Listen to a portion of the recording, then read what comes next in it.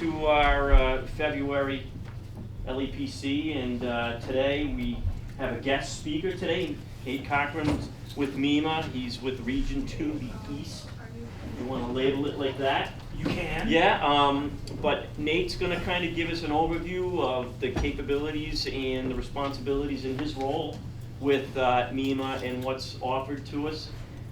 This past storm, as everybody's aware of, it wasn't a dramatic storm, but it had, you know, the type of snow that came down caused some power outages and some, you know, slick road conditions, a lot of motor vehicle crashes and stuff, that we brought our EOC to bear for about 10 hours just because we were trying to assist with the call volume and things that we were being you know, tasked to oversee like we normally do during these storms. But we set our room up and we had a partial activation with just the fire and police are in here. But we're always in connection with the MAC, which works in conjunction with MEMA and the local you know, agencies, police and fire, or I should say the EOCs and the Barnstable Regional Emergency Planning as well. So everybody's kind of, you know, entwined in that. So we had plenty of meetings ahead of time to get ourselves situated and understand what potentials we had there. And thankfully, Nate is very active. He comes to the, I know from the chief's side of it, he comes to our meetings and he also gives reports. So it's good that we have these dialogues ongoing between the agencies. I wanted to take also a minute to introduce our new communications director, James Thomas. James comes with a background of communications. He worked at the county up until recently up at the Barnstable County Radio, at the sheriff's office, and now he's going to grace us with his technical abilities and his drive and his energy to try and help with some of the challenges that we currently have in our with dispatch. And as you know, Falmouth is a very busy community on all fronts. So we welcome James and we look forward to working with him as well. So without further ado, thanks, we'll have Nate start up. And again, thanks for being with us today. Thank you, Chief. Congrats. Thank you, appreciate that. All right, so I'm going to use my wireless mouse as a clicker today. Make sure it works. It does. Let's think about it. Okay, so my name's Nate Cochran. I am the local coordinator with MEMA. I am assigned to Bristol County and Barnstable County. So those are two kind of spread out areas. I spend a fair bit of time on the Cape, but splitting time between Bristol and Barnstable is kind of what I typically do. So what I'm going to cover today is going to be MEMA kind of as an overhanging, what we are, what we do, why we're around, and then I'm going to talk about my position, kind of what I do, what I bring to the communities, what the communities kind of use us for, and then at the end I'm going to do some just training as far as like what we offer. Anything that's not answered in this, feel free to ask. I'm happy to answer whatever. So we will move forward. All right, so the MEMA mission, pretty basic. Massachusetts Emergency Management Agency ensures the state is prepared to withstand, respond, and recover from all types of emergencies and disasters. So how do we do that mission? Well, we do it through the municipalities. We never come in and say, hey, we're in charge, we're MEMA. That's not how it works for us. All emergencies are local. They start local, they end local. They may get bumped up, and we can talk about that, but at the end of the day, it's the locality, it's that municipality that's responsible for the response piece and the recovery piece and the safety of their citizens. What we do at MEMA is we're here to support you. So if you need resources, we can help you with that. If you need guidance on how a certain piece of emergency management may go, we can help you with that. We do a lot of coordination. So you may not have something, but we may know someone who does, who's local and can get it for you. A very basic example of that is the last storm we had. We were looking for high water rescues for a town. The high water rescues are a little tricky. On the Cape, it's fairly easy, right? I think almost every town has one.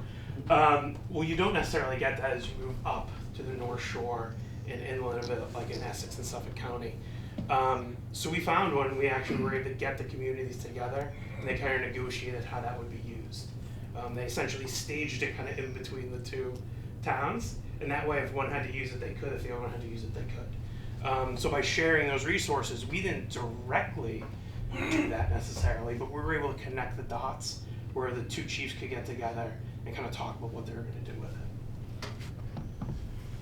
All right, brief history here. So MEMA started as a civil defense agency in 1950. That was brought on by the Civil Defense Act, the state's Civil Defense Act of 1950. That legislation actually followed the Federal Civil Defense Act of 1950. So this was all designed around the threat of nuclear war, essentially. That's why we have bunkers, that's why all that stuff was put into place.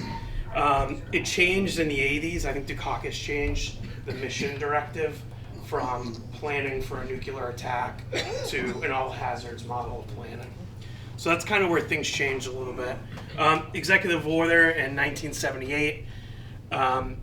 This is when it became emergency management as opposed to civil defense. They really wanted to try to get that civil defense piece out of the way and make it more of emergency planning and emergency reaction. And then the office actually changed its name in '91. So we were a civil defense agency. We still have CDA at the end of our emails. Like state police has POL for police, pretty standard. Ours is CDA for civil defense agency. So it's still actually lasting a little bit. All right, this was the original headquarters. So what can you tell me about this that maybe not great for a civil defense agency in this All the state? windows. Yeah, exactly, the windows. Nice cars. Yeah. Anything else? So this is just in like a warehouse park. So there's no real security here. People could drive right up to the building. Obviously all the windows. The building itself is a problem. That is a relatively soft target for what it actually oversees, which is the state's emergency operations if anything were to happen statewide. So because of that, they started to build a bunker. This is an initiative from Kennedy when he was president. We were actually one of the first ones to come in. Shocking, Massachusetts got something first from the Kennedy administration. There's an unknown number of these in the country. That being said, I've heard as little as 3 and as many as 11. Every state was designed to have one. New York's was being made slightly on a timetable, slightly after ours was. That was the next one they were going to do. My understanding is that did finish. No idea where it is. Our bunker did finish. So we actually had the ribbon cutting. We'll go to the next page. We had the ribbon cutting November 16th, which we just had the anniversary, 1963. Interestingly enough, has anyone been to the bunker? A few people. So I have a couple fun facts, but we'll do this one first. When you first walk in, there's 2 things on the wall right in front of you when you get to like the reception area. There's a picture of Kennedy with a letter next to it, and then there's the shovel that they ceremonially use to start digging the hole. The letter is actually, it was signed by one of his assistants, Ken O'Donnell signed it. It was actually sent to us and dated on the day Kennedy was in Dallas and was assassinated. So he couldn't come to the dedication because he was in Dallas. So kind of an interesting piece of history there. So he never actually lived to see any of those thoughts come to fruition. I'm going to go back one step here. So when you go into the bunker, you go down and you kind of zigzag, right? Why is that? And think about why the bunker was designed from that original building we saw to the bunker. And the original reason that CDA was put in place in the first place. Nuclear attack. So the bunker is designed to withstand a certain yield nuclear attack at a certain distance. When you go into the bunker, you go kind of in, down, and around. It has 2 entrances. You really only go in the one, but there's one in back. It's identical. It does the same thing.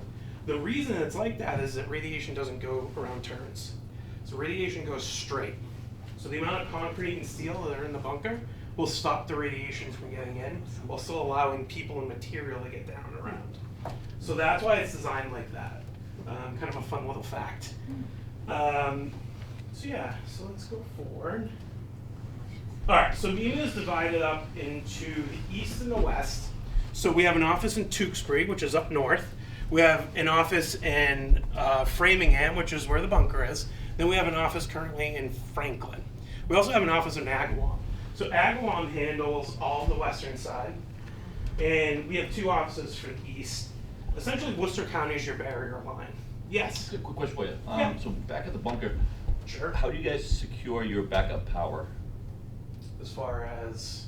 If you lose power, generators, Generators. UPS, whatever, and Well, how are those protected? I imagine that their stuff is on UPS as well. Yep. I'm not positive. I know most of the mechanical stuff is downstairs, like it's in In the bunker. building. Yeah. But the filtration system's obviously go outside. So I know they have at least a generator. My guess is all their comm stuff is on UPS backup as well. Yeah. But I'm not positive. It's a good question. Just curious. Yeah. Right. Somebody who knows a little bit more about the mechanics, I guarantee would be able to tell you. Yeah. If you ever end up by the bunker, feel free. We can give you a tour. You can ask all the questions you'd like about the history. If you ever find yourself in Framingham on Route 9, which hopefully no one does. So MEMA headquarters kind of right in the middle, right? So the reason that this was picked, you gotta again remember why this agency was put into place. As a civil defense agency, MEMA headquarters in the bunker is designed to have the state operate all of its officials there. So it can hold, I think, 150 people for 60 days is its task. Everyone from the government is supposed to go into that bunker and live and operate and run the state from there. So why do you put it in Framingham as opposed to in Boston? Yeah, Target. Yeah, what are you most likely to bomb? Is it going to be Boston or Framingham? Yeah, it's going to be Boston, right? So, that's why it's where it is. It's not in the city. It's not in, it's not going to be all the way out to the western part of the state either. The transportation issues. They kind of picked a centralized location that was far enough away from any potential targets that the building itself and the structure would still be safe and operational. Okay. So blue sky posture. So this is kind of what we do as an agency on an everyday basis when there's nothing going on. So we have a 24-hour communication dispatch center. We do planning. We have a whole planning section. Training, exercises. We have a whole training division.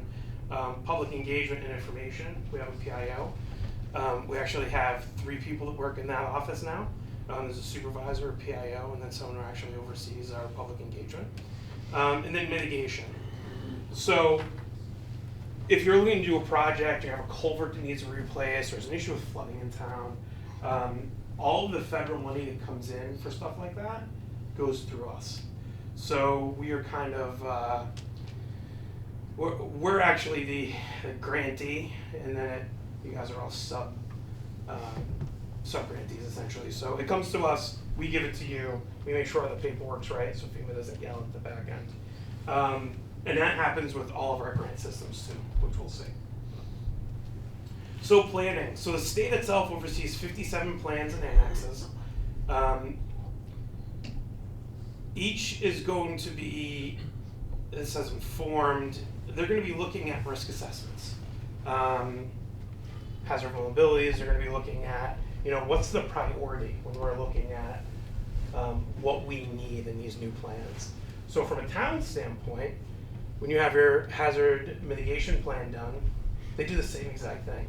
They look at your natural hazards and say, okay, in town, what do we have? What historically we have? What are we capable of dealing with? At the state level, it's the same thing. That's the whole idea of emergency management. You understand where your weaknesses are, and your plans are designed to kind of mitigate some of those. Some are easier than others, obviously, but 57 plans. Most of those, I think, are on a 3 to 5 year cycle. So we're actually updating a bunch of our plans now. Our SEP plan is one of those.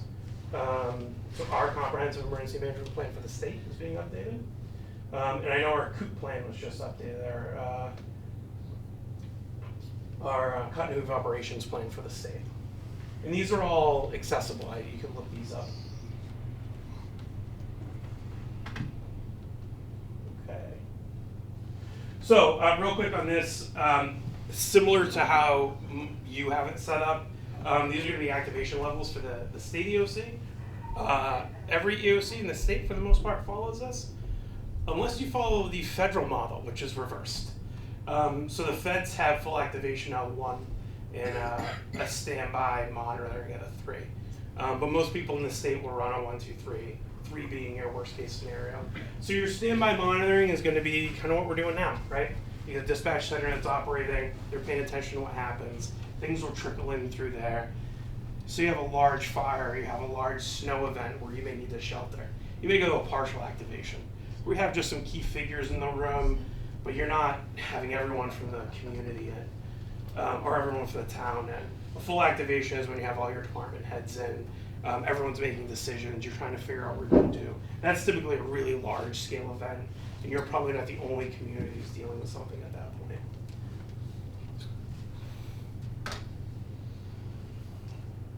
All right, so real quick, because no one else uses these ESFs. Massachusetts uses ESFs. It's very similar to what the federal government uses. Ours are slightly different.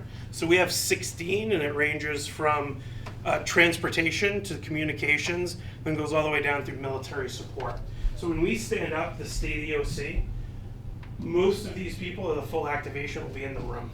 So decision makers for the state in these positions will be in the room. So for transportation, we have someone from MassDOT. Communications, we have the telecom companies in the room. So if we have an issue or someone has an issue, we can literally pass them to you. You guys are really lucky on the Cape. A lot of this stuff is handled through the MAC, which is awesome. They have someone in-house to deal with Eversource, which is great, your power company. So going through the MAC is a really, really good resource that really only the Cape has. Everyone else is kind of relying on their own or helping through us. Obviously, a lot of this stuff you can have your own contacts, but sometimes you just can't get through the people during emergencies. You can get into the room, into the person who's making a decision to make sure that they're aware. And it gets put on a board so we're tracking it. So it can be really helpful. So during emergencies, by Mass General Law, we can assist with the coordination of 70 plus agencies in the state. So we have agreements with all of them that they'll do certain things during certain events, which again, it falls under MEMA to be able to run that operation. So people don't necessarily think, because we're a relatively small agency, we're only about 80 people, you know, everything does kind of filter through us. So during states of emergencies, during any kind of true emergency that's going on that the state is operating for, we can bring a whole lot of agencies to the table if needed. All right, State Operations Center, we kind of covered this already.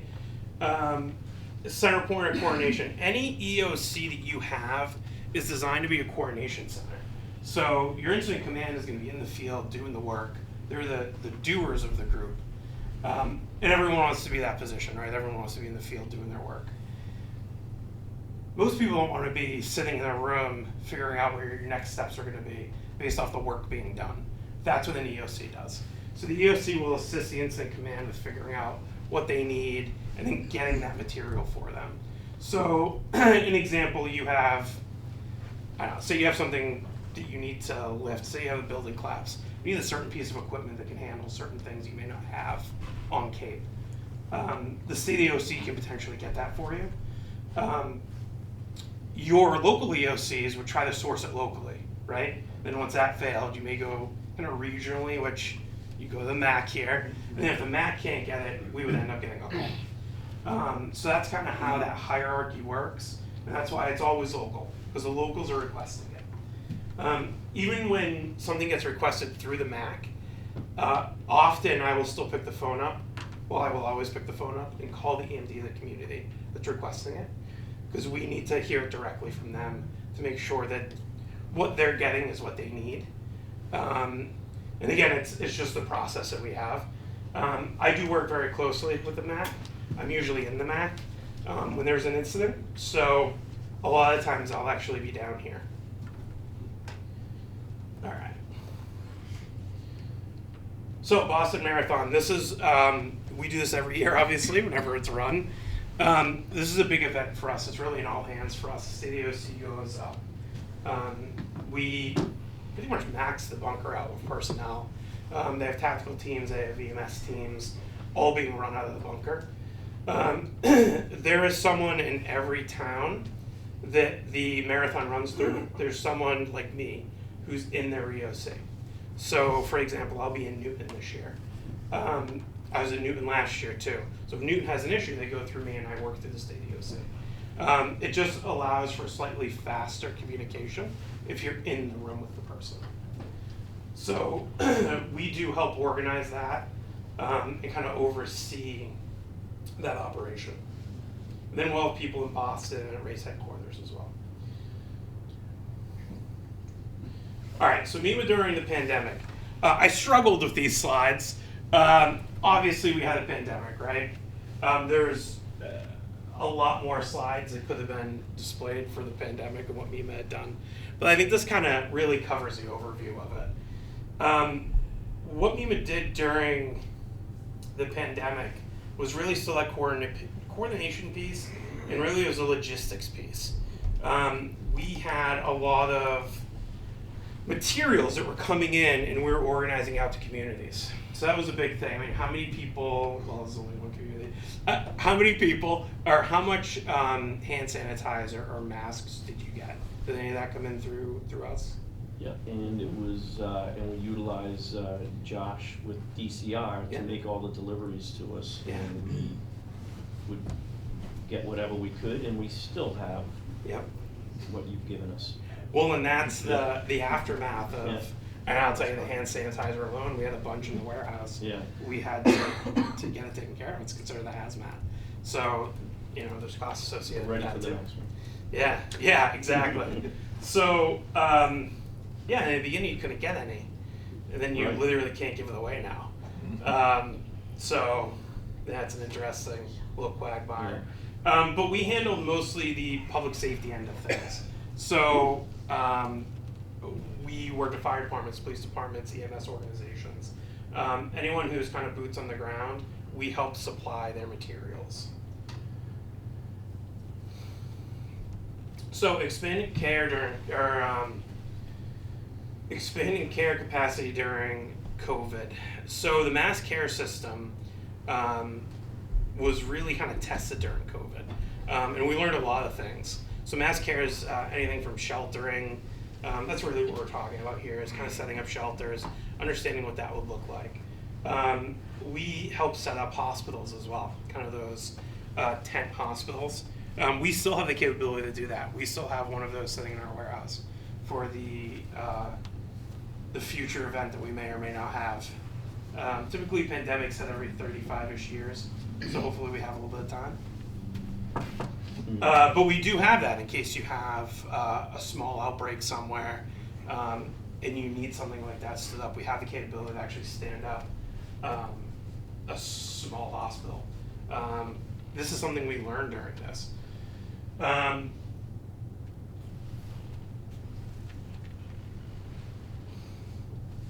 All right, so response and logistics. Our logistics group, as many of you may know, is fairly a small group. During this time, it was 2. They upped it to 3. Someone recently left, and now we have 2 again, but we're hiring a 3rd. So it's a small group, right? To be able to go through and around the state and deliver some of this stuff as a 3-person group, it's pretty impressive what they can get done. And a lot of times they're given last minute stuff. Our warehouse is in Franklin, so that's where logistics is stationed as well. So a lot of that stuff will come out of that Franklin warehouse. Has anyone been to the Franklin location for a training? Joe, did you go into the warehouse? Did they give you a tour? I did both. Yeah. Used to get up there for COVID supplies, and then I did a training up there as well. Yeah. If you're ever out in Franklin for training and it was on the short drive, we'll give you a tour of the warehouse as a little side prize, I guess. It looks very similar to that. That's actually not the warehouse. That was the previous warehouse that they used at the beginning of COVID. I think I'm not going to tell you what the square footage is because I know I'll get it wrong. But it's a fairly large warehouse. It's a standard warehouse. All right. So protecting frontline workers, we kind of talked about this. That was really our mission with COVID, was to help supply first responders. So we handed out 76 million pieces of PPE in those like 2 years of being of COVID, which is a fair bit. Nope, I went too far. All right, little break in the action. So this is actually, this is at Joint Base. So this is just some of the people, and kind of as we work through. We did the mission at Joint Base a fair bit ago. It wasn't the most recent, it was the one before that. But it was kind of an all hands for us as well to kind of understand what was needed and kind of work through some of these issues. So, everything kind of came into place there when we actually went through. All the disciplines ended up working because there's a lot of things to do. There's a lot of planning to do, a lot of logistics. Even just setting up things for sheltering can be tricky. Even understanding the buildings you're in. What's there? Is it safe? Does it have plumbing? Does it have toilets? There's a lot of basic things you don't necessarily think about. All that stuff was done at Joint Base. And this was from the Martha's Vineyard migrants, is when these pictures were taken. All right, so other recent responses. So New Bedford fires, I always like to leave that one up. I cover Bristol. Again, knock on wood, New Bedford's actually been pretty good lately. But New Bedford, within my first 3 weeks, I was responding to a fire there, which it was unfortunate. It was a large, multi-apartment house essentially. It was a total loss. So we respond to those, and that kind of goes out everywhere. If you have a large apartment building, you have multi-family house where you have a lot displaced, we can help with that. We can set things up like an RSC, which is a resource or recovery resource center. Essentially what that would do is it helps people get their documents back, helps give them fundamental services if they lose everything in a fire. So you have to have a certain threshold on that, but it is something we can do. And if you do have a large scale fire, just large displacement, really anything over, they say 20 apartments or 50 people, but if you have something that's getting close to really overwhelming the system that you have set up, you can reach out. And I know we work really closely with the Red Cross on this stuff. With those fire displacements, they're big for us too. The migrant crisis, obviously, everyone's kind of dealt with a little piece of that. We're no exception. Tornadoes, this is an interesting one. So we've had 8 tornadoes in 5 weeks last summer. And they're in places that historically we don't get tornadoes. So Bristol County was whacked. I think we had 7 in Bristol County. Or 6 technically in Bristol County. One formed over Acushnet, but landed in Metapoiset, which is technically Plymouth. But we went out to all of those as a response function. Strangely enough, with the tornado, and I do have, so this picture right here, I don't know, can you see the split in that tree? Right there? So the split in the tree, this was a tree that was down in Metapoiset. It was full anchor then, tornado came through. They did this from, it was an F1, so like 110 mile an hour wind. This tree had so much torque on it that it split down the middle, but not fully. You can actually see it's not split at the ends on either side. So it had so much torque, the tree literally ripped itself apart in the middle and then dumped over. We didn't see a lot of house damage during these. It was mostly tree damage, which I thought was really interesting. One of the reasons I bring it up, and I like to put it in here, hurricanes. We have not had one here in a long time.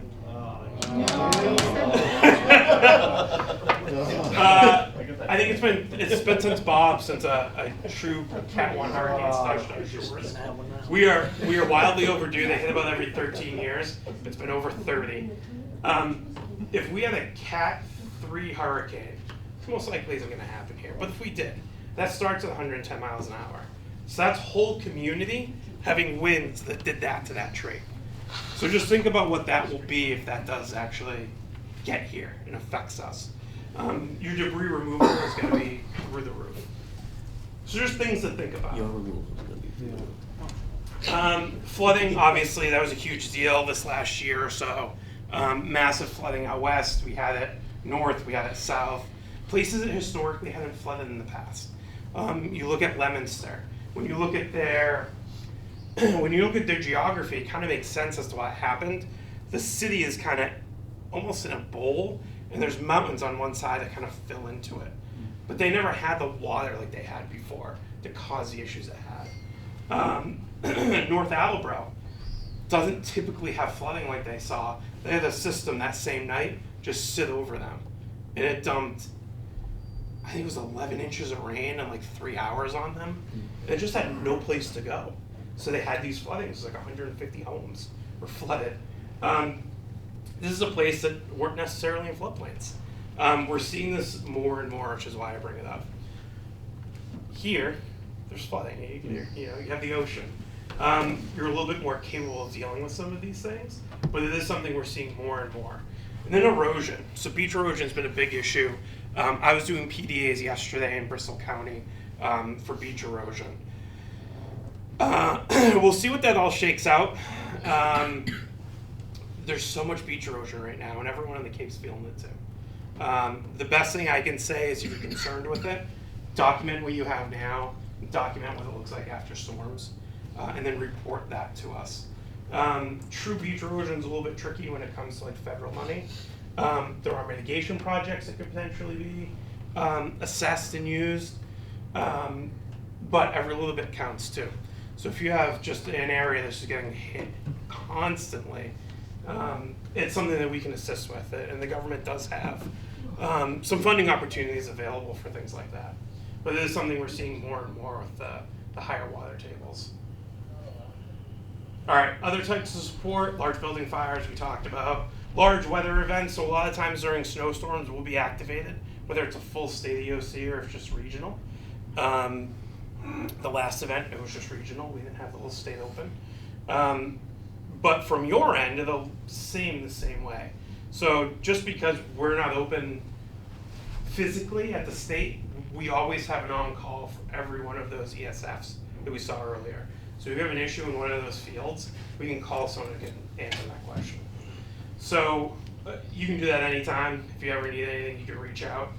But specifically during storms, it's something that at the region we'll be monitoring, essentially in our office.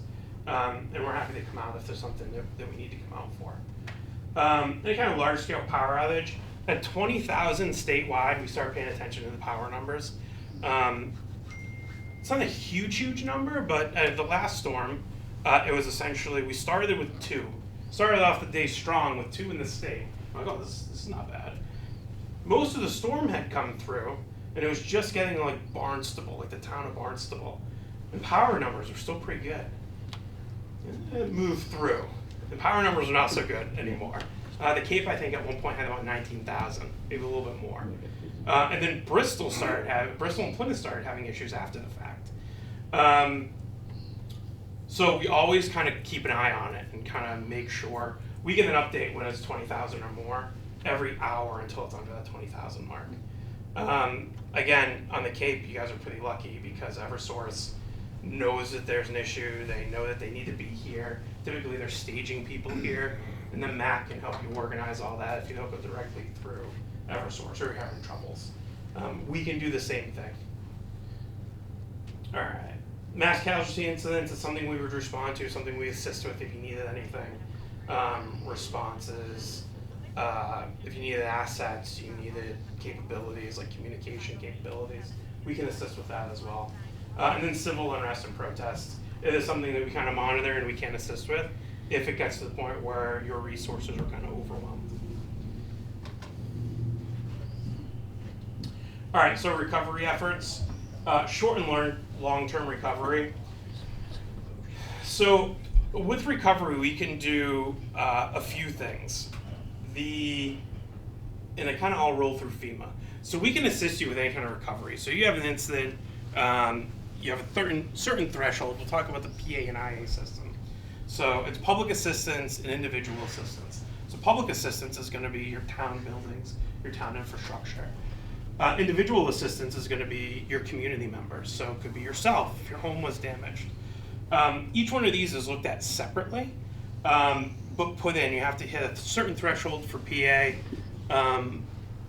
The states is just under 13 million, and I think Barnstable County is, quote me, but around 2 million to hit. If you have damages in that, you could qualify. It is something that all goes through us. Any money that comes in from the feds, when it comes to this sort of stuff, that's going through us. So we can assist with that process. We can help you get into mitigation pieces.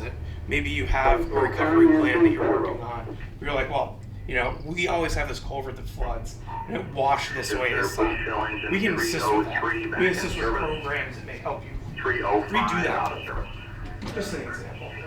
And then nonprofit partners. Partners like the Red Cross can be very, very helpful when it comes to things like fires. That recovery effort, they can provide monetary assistance, and they can provide other services to those victims. So they can be a really good resource. We can assist with some of that too. So if you guys have an issue, you need to work on something, again, we're a coordination group. You can run it by us. We can try to work it out. All right, grant funding. This is always fun. So EMPG grants, you put in for them this year. So an EMPG grant is essentially money from the federal government that's designed specifically for emergency management. And the way it's done in the state is essentially a pot. And it goes mostly by population. There's some other things in there too. But essentially gets divvied up around the state. And it's non-competitive. That's the important thing about this. So essentially that money is sitting in a bucket for you. You just need to put in a form and say, I'm going to use it for this. And then they approve it and it goes through the process. When it looks at, or when you look at HMEP, so hazard material emergency preparedness grants, or HMGP, hazard mitigation grant programs, which are different, both of these are competitive. So for an LEPC, if you wanted to rewrite your hazards plan, or hazardous material plan, you could apply to one of these grants. And you could actually get funding to help if you want an outside person to come in and you need contractors of some sort. There is money for things like that. Usually planning is always ranked really high when you're looking at who's eligible for what. All right, so local coordinators. This is a little bit more than I think what you were looking for today. So this is me, this is what I do. This is New Bedford, shocking. And this is actually the most recent storm. This is from the January 10th, 13th storm. This tree had come down. They had a really interesting weather. So if you're familiar at all with Bristol County, it essentially goes Westport, Dartmouth, New Bedford, Fairhaven. I talked to New Bedford in the morning. They didn't really have anything. Fall River had no flooding. Dartmouth had just a very little bit. And Fairhaven had no calls about flooding. New Bedford starts sending me these pictures. And they had flooding. We looked on the weather map, and there was this little cell that went right through New Bedford. It didn't affect anyone else. So I mention that because this stuff can be really localized too. Just because you have a storm that's going across the whole state, it doesn't mean that your community won't be affected more than another, because you could easily have something come through. We actually started to see rotation on that thing too, which there was no tornadic activity at all in this storm. And this wasn't a tornado, but it was something. They had multiple trees down, which was very interesting. And then that's Westport after that same event. So that's one of the pieces we can do. We can respond. So if you ever need anything, you think it would just be easier to have someone kind of around to ask questions about, I'm always happy to come down. If I'm not available, someone else can. But I'm always happy to come down and assist in any way you think I can. So, that got cut off a little bit, huh? So what do we assist the communities in? So the big thing that we do is going to be planning. So we actually look at all of these plans pretty in depth, and we assist you in writing these. So the SEMP plan, the COOP plan. The SEMP plan always comes first. It's where everything else kind of fits in. And your continuity of operations plan, it kind of spells out who can do a local state of emergency in a town, who can evacuate a town. If the highest senior official is not available, who do you go to? I assume select board here, 3 or 5 person. So it's 5-person select board. Say 3 of them aren't available and you can't get a quorum. Do they have a mechanism in the bylaws or charter that allows them to operate? Or do they have to wait until they get a 3rd person? And does any of that change when there's an emergency? Things like that is what the COOP really ends up kind of hammering out. What would be the benefit of doing something like that before an event? Yeah, right? You kind of laugh, but you'd be not surprised probably how often these things happen. And you go, oh no, these people aren't here. What do we do? Fire chiefs, police chiefs have a lot of say. They have a lot of pull in towns typically. A lot of times you're talking about spending large amounts of money, it needs to come from someone else. If they're not functionally available, are you gonna wait? From a life safety standpoint, you're certainly not. But it comes into play. What are you gonna do? What if you had some sort of cyber attack and you lost your ability to pay the town? Is that a problem for most people? Yeah, we all like to get paid, it's helpful. This actually has a program of how the bank and the town would pay their employees if they had a full failure of their normal system to pay people.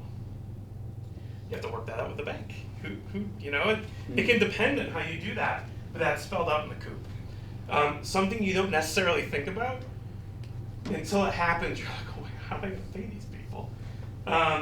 It can be tricky. So that document can be very helpful. It's always the second one we recommend communities tackle. It can be a little daunting because you're asking a lot of questions. It can be hard on communities. Not everyone is gonna want to say this is how it's gonna be and then sign off on it. It just is what it is. But this helps doing it beforehand, having those conversations, especially if they're tough, because you're not doing it while also things are on fire behind you. So it can make it easier. LEPCs, you guys know all about that. That's why we're here. We can assist any community that's looking to develop an EPC, whether that's local or regional. Obviously, Barnstable has a regional one as well. If you guys go that step above, you have a local, which is great. CPODs, this is something we deal with a fair bit. During COVID, we call this something a little bit different, and Department of Health has a different name for it as well. But the CPOD is just a commodity point of distribution. So we can assist with these plans. We can actually scout out locations, whether it's a high school or a middle school or a large parking lot somewhere in town that you have access to. We can assist with building what that looks like to where you can hand someone a map and they can more or less set one up for you. So we assist towns in that as well. So some just additional plannings there, shelter, EOC plans, anything emergency management related we can assist with. We do not write any of these plans. So just as an FYI, we assist the communities in doing them. So we can certainly recommend some things. We can talk about best practices. But at the end of the day, all of that stuff listed is the communities. You can do whatever you like with it. The SEMP plan, the COOP plan, we have no official say in what you do in those documents. They're your town's documents. So we're here to help with any of that stuff. And then I did just throw in here Regional Operations Center. So like I said, during storms, we do stand up for Regional Operations Centers. And we do make kind of calls to communities to see what's going on. We do use that power map a fair bit to kind of understand where potential issues are in snowstorms or electrical storms or windstorms. We tend to start with those communities and then kind of work our way out to kind of understand what the picture looks like. Again, the Cape's fairly lucky because you have the Mac. So usually my first call is to Chip to figure out what he's hearing. And then I will start making my calls based off what he's seeing. Sometimes I hear stuff before him, but that's almost never. And it's funny, there's been an incident and call the EMD, and they're busy doing EMD stuff at an incident. And Chip answers, like, oh yeah, I'm pulling up, I'll let you know in a minute. I'm like, okay, great. It's like a Saturday. Chip's a great resource. He's a great resource for me, certainly. And I appreciate what he does. But yeah, we'll always reach out to communities as well. So you can also reach out to us. So Chief, as the EMD, anytime you need anything, you have a question about anything, you can always reach out. I'm always here to answer or to assist. Excellent. Yeah. So some other stuff we do some trainings. We do response, kind of just talked about that. This is probably, as it is for most people, the best part of the job. It's not great, certainly. There's usually something going on. It's not amazing. But the response piece gets us out of the office. It's good to kind of see how the community works and what we can do to assist them too. Resource requests. So this all goes through us for you guys. You can go through the MAC as well. But we'll always reach back out, like I said earlier, just to verify that what is actually being communicated is what the EMD needs and wants. One thing with the resource request, we'll put that in the Web EOC. You can put it in the Web EOC. I believe a Mac can put it in the Web EOC. It needs to go into Web EOC to be an official request. So it doesn't really matter how it gets there. We'll be in communication most likely at that point too. If you're requesting something from the state, definitely call if you're going to put a request in. It actually pings my phone when requests come in. I don't know how I have that set up, but Web EOC for some reason sends me a text message every time there's a request put in, which is annoying during storms sometimes. But usually we'll see it. It has to come through the region before it goes to the state. So just keep us involved, and we'll do the best we can. Exercises. We do tabletops, we do drills, we do functionals, we do full-scale stuff. We will help you plan a tabletop if you're looking to do one.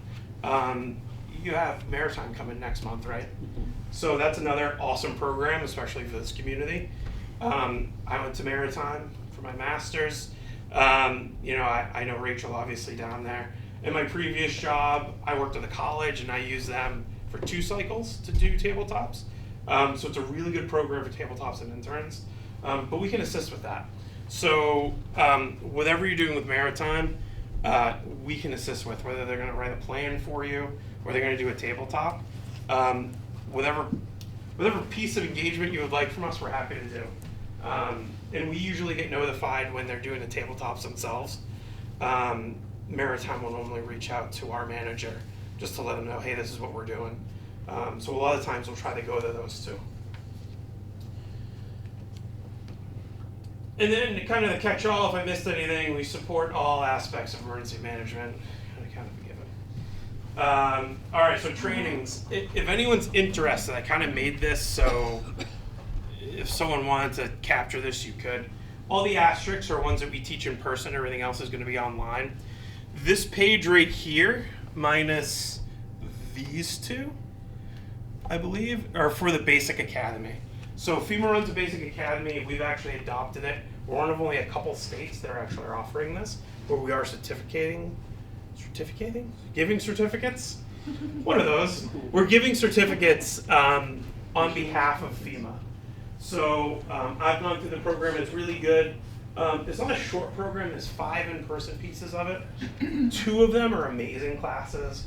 We're getting some head shakes. Did you take it? I took it in Emmitsburg. It was a slog by the end. Yeah. It's a slog. Yeah, so I just taught the 101, did you? and I was ready for it to be over by the time we were done. So there's a 101, which is introduction. There's a 102, which is science. That's usually people's favorites.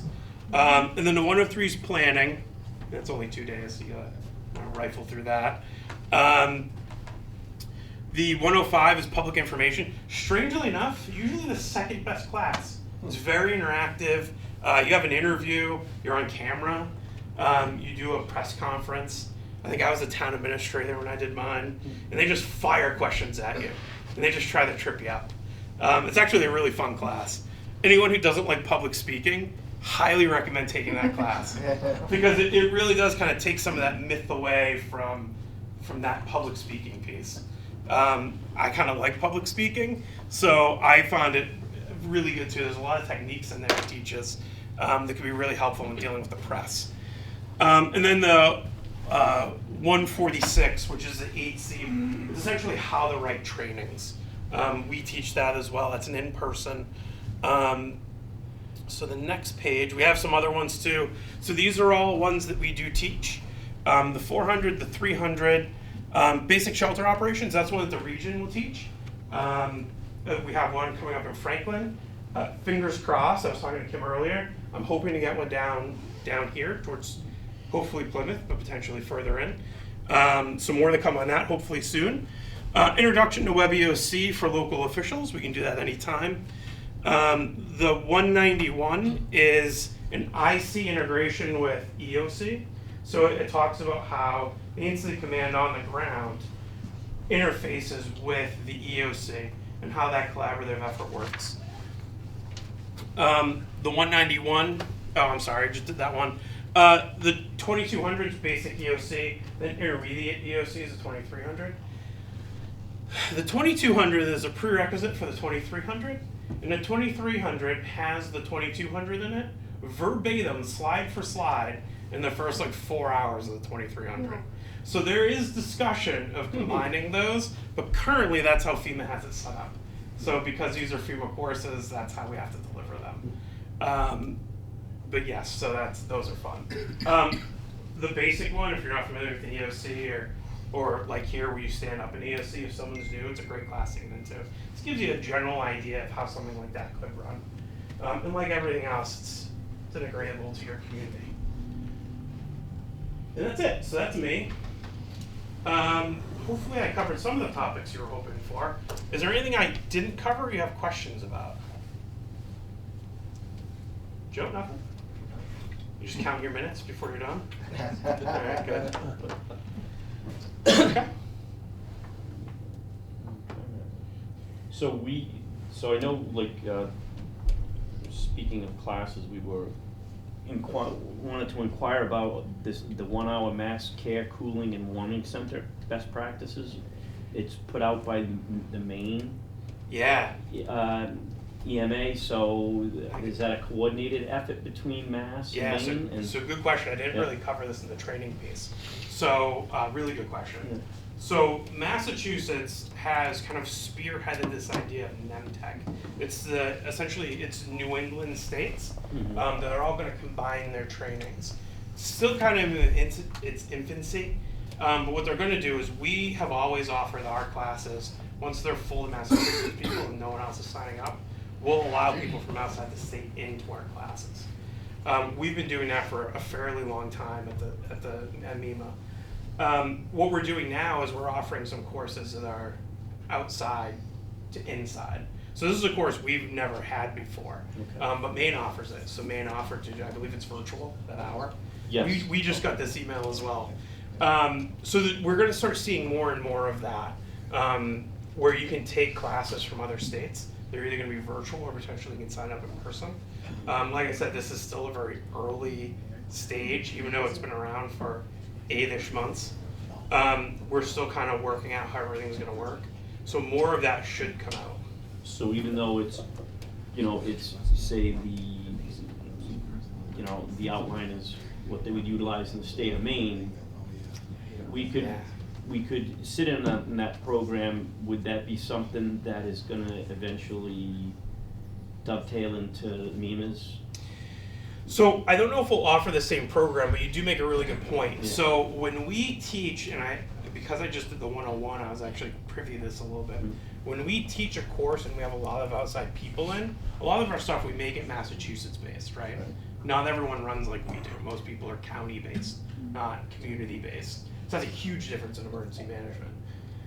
We tend to focus Massachusetts based, but if we have a lot of people in the class, we tend to teach it more from the federal standpoint, as opposed to making it more Massachusetts specific. So we'll still talk about Massachusetts, and hopefully they'll do the same thing. I can't tell you how that class is going to go. For an hour class, my guess is going to be just the top basics of that. But yes, there is again, with this program, there is that kind of conscious effort to make sure that if people from outside are taking it, that they're getting more of everyone can kind of absorb that information and use it. Yeah, I mean, I think it's, it would be beneficial for a community like ours, only because we talk about it more in more often in terms of what we can do to assist the community when we're not, opening up a shelter or even thinking about standing up a shelter. Yep. That we have these mass, not necessarily cooling, but more so the warming centers, and Yeah. the warming centers really equate to cell phone charging. Yeah, some water, maybe a snack, Yep. and power. So if it's beneficial, I mean, the timing's fine, but I mean, we just saw that, Kim and I were looking at it like Maine, how's this gonna work out? It's the other meme. Not that the other meme, but not that we're looking for, their guidelines, we're just hopeful that whatever this program entails would potentially, give us some information, should we, Yep. encounter it, which we always talk about when we're having a storm. And I would say that even where we tailor stuff to Massachusetts, 95% of it's going to be the basic stuff that you would do. Mhm. And then we sprinkle in 5% of maybe a law or this or that is maybe locally to us. Something like that is going to be fairly straightforward. It's an hour Right. course. It's going to talk about the very basics. I think it would be worth it, especially if you're looking to set up warming shelters. Mhm. You look at Council on Aging, you can look at libraries. Those are usually relatively low-hanging fruit for stuff like that. Yep. And then you just run it during business hours. A warming cooling center is not going to be designed as an overnight shelter because they're not. They're designed to be run during business hours, and maybe you can put an extra person there. Assist the community, but it also assist the town in being able to deliver that additional service because it doesn't require a ton of extra personnel to do it. No, excellent, all right. So I haven't taken a class, so I can't tell you specifically. No, that's fine, you can sign up too.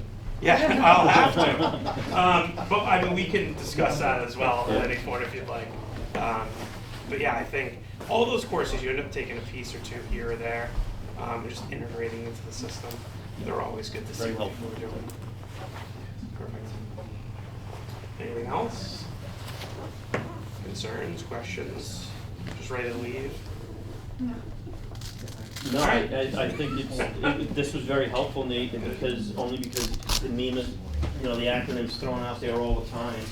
And I appreciate you kind of giving a little bit of a soundbite for our tabletop coming up with. Yeah, there you go. I wanted to, just let everybody know. But in conjunction with Mass Maritime, we were selected, or the students that were kind of working with us were selected to do a tabletop, and we're gonna hold it here in March. And, we believe it's gonna be a worthwhile program.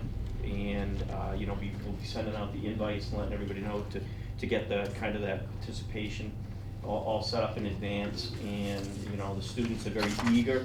It's part of their, the capstone project. So, and Rachel, I'm sure, will be here, and I don't know if the profession, if he's gonna make it down there. Usually one. But it's very beneficial, and it allows us to have that dialogue when we break down into the groups, to run through the different scenarios or on what they're presenting to us, provide the feedback, and then move on to the next problem. So I won't go into what we're doing, but you can, the thing that we do try to do with them is trying to look at real life scenarios or things that have happened in Falmouth or in the region, and they grasp it very quickly and they go to work. So Falmouth got selected, and Sandwich, they're gonna be doing a FEMA card game. I'd rather come here. Is it the same day? Yeah, no, I think they're gonna be doing it differently, but Chief Burke Oh, is very working with Chief. that, so Yeah, so we hope that everybody, you know, is available. We'll send out all the information and get everybody here, and we'll have the room all set up for everybody, and, you know, we wanna support the students because, they really do put a lot of effort and time into presenting these tabletops for us, and it gives us an opportunity, and the school greatly appreciates the fact that we're willing to take on the students, which a lot of communities don't. So we're eager to keep supporting them because it opens a lot of doors for us, and we meet a lot of interesting people that can support us, especially in these operations that we might run into once in a while here. So I hope to see everybody there in mass, so we can, you know, get a little bit of training. So other than that, we're, you know, Nate did mention one thing, the hurricane season is being, NOAA's putting out all their information about hurricane season. As of today, the names of the hurricanes are being listed, what the potential impacts are gonna be in the communities, and in the community in the tropics. So I just saw it, I didn't really get into it, but it all has to do with La Niñas and El Niños and all these other things, and far be it for me to understand the meteorology side of things, but suffice to say, it's supposed to be in the 50s next week, so maybe things are starting to get behind us, so we'll see. So if you get a chance to look at that and see what we got upcoming. Anything else from the group to pass along? No, I'm glad to see we had a good. Yes. Oh, yes, Mel, please stand up. CERT is putting on a basic training starting March 19th, thanks, Joe. Starting March 19th, and it's gonna go consecutive Tuesdays to the end of April, so if you know of anybody that wants to get involved with CERT, have them get in touch with me. And we posted that on our Facebook Yes, page. you I don't know, did. did we Yes. send it over to you guys, if we can put it on your Yes, Facebook it's page on- as well? Send it over, I'll post All right. it. We Okay. did. FCTV is running it as well. All right, so we'll send something over to the PD and try and get some more eyes on it for you. But Mel's been doing a great job with the CERT team, and Andy, they too. meet regularly. Andy. Oh, yeah, Andy's active, so yeah, we greatly appreciate our CERT partners. And even though we don't use them that often, it's good to know that they're a resource, especially in a community like ours. Yeah. Anything else? And so again, thank you very much, Nate, for participating, and James, again, welcome, and you can join us over here the next event. I'll be over. We'll get you all prepared, and so, yeah, with that being said, we'll see you next March, in March, we hope, and look forward. One note, and it went out in the email as well, but just a reminder that the day is the same, it's the fourth Thursday. It's gonna be in the morning. It will be in the morning from 9 to 12. So look out for your invites. So, have a great week, everybody. Thank you very much for joining us, and we'll see you at the next one.